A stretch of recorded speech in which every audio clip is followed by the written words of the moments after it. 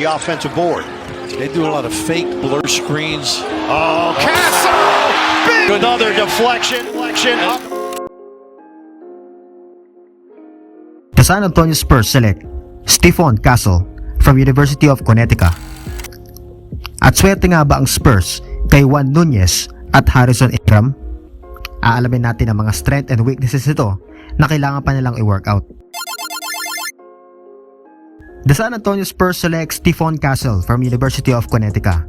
So ayun na nga mga ka-teammate, natupad na nga ang nakasaad sa propesya na si Castle ang ida-draft ng San Antonio. Ano ang aasahan natin sa bagong recruit ng San Antonio Spurs? Si Stephon Castle ay may taas na 6'6" shooting guard from UConn. Ang kakayahan ni Castle na handles at mag-facilitate ay isang advantage para kay Coach Pop upang gamitin ito as jumbo point guard. Last season, kung maaalala nyo ang Jeremy Sohan experiment, well, kay Stephon Castle pala ito nakadesign. Kumbaga practice lang last time para hindi maninibago ang entire squad kung magkakaroon ng matangkad na point guard. Isa pa sa advantage ay kaya nitong bumantay from 1 to 4 position, bagay na malaking tulong kung sakaling nasa labas si Wembanyama or Sohan or vice versa. Si Castle ay isa sa mga efficient pick and roll operators in this year's draft na gustong gusto ng San Antonio Spurs through the years. Mahusay din ito sa mga ball screens with a reliable pull-up, mostly due to his live dribble passing at kakayahang gumamit ng pacing at physicality while taking it to the rim. Aasahan din natin ang kakayahan ni Castle to change direction and play through contact na siya nitong driving weapon. Ang disadvantage lang ni Castle ay ang kanyang 3-point shooting with only 26.7%, 20 out of 75 last season sa NCAA. Worst column para kay Castle, pero naniniwala naman akong kaya niyang i-improve ito sa tulong ng mga developers ng San Antonio Spurs. Ang nilook forward ko ay ang connection nito with Victor Wembanyama and Jeremy Sohan. Since playmaker din itong si Castle, ay posibleng magkaroon ng mga entertaining plays ang San Antonio Spurs next season. Kinumpara pa nga si Stephon Castle na isang legit source natin online dito kay RJ Barrett at Bruce Brown sa kanyang galawan.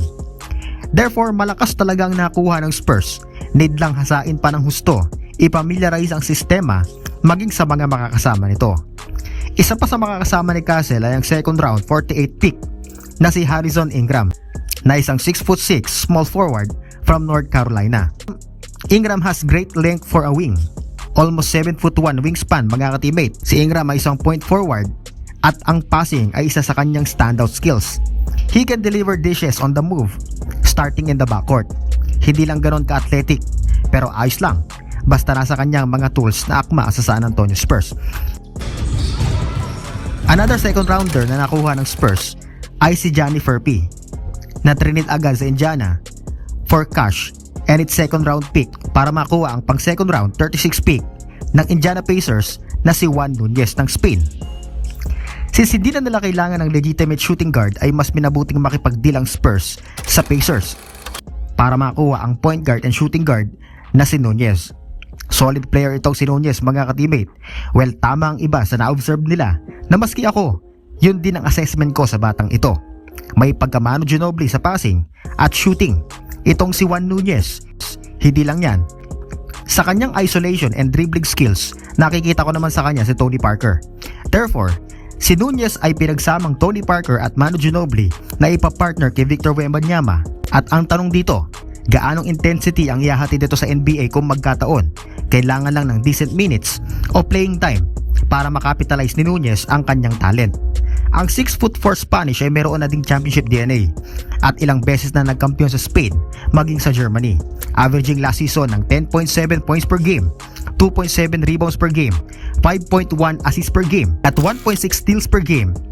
Hindi lang yan, he shot 48.7% from the field, 32.4% from 3 and 66.1 sa foul line. Kung mapapansin nyo, lahat ng stats ay kaya nitong punan kung saan magandang senyalis sa pagiging role player at nababagay talaga sa silver and black. Yun nga lang, kailangang i-improve pa ang shooting, lalong-lalo na ang free throw shooting nito. Isa pa, minsan nasosobrahan sa pagiging passer, kung kaya't panira na, tutok na, ipapasa pa. Naniniwala naman akong good si Nunez kaysa sa mga na-cite nating point guard this year. Pero feeling ko, sina Ingram at Nunez ay magsasanay muna sa G League. Pero sana maiwan si Nunez sa Spurs dahil may kasana to sa ball game at kaya na makipagsabayan sa NBA. Shoutout sa iyo ka-teammate Rakaza Oscar Jr. at kay ka-teammate Remy Buendia II. Maraming salamat sa pagsuporta sa aking channel. That's all for today and see you sa next episode.